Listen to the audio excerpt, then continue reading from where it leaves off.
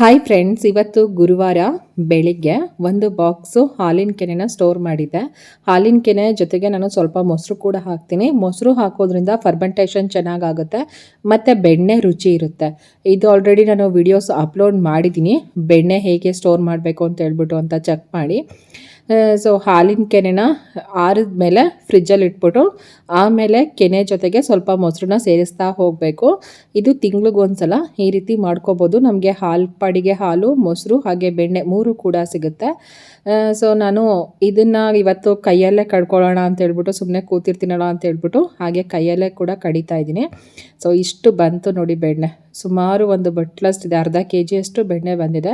ಇನ್ನು ಉಳಿದಿರೋ ಅಂಥ ಮಜ್ಜಿಗೆನ ನಾವು ಯೂಸ್ ಮಾಡಬಾರ್ದು. ಕರ್ಬೇವಿನ ಗಿಡಕ್ಕೆ ಹಾಕಿದ್ರೆ ಈ ಮೊಸರು ಆಗಲಿ ಮಜ್ಜಿಗೆ ಆಗಲಿ ಗಿಡ ತುಂಬಾ ಚೆನ್ನಾಗಿ ಬರುತ್ತೆ. ಯಾಕಂದರೆ 1 ತಿಂಗಳವರೆಗಿರುತ್ತಲ್ವ, ಹಾಗಾಗಿ ನಾವು ಯೂಸ್ ಮಾಡಬಾರ್ದು. Thank you.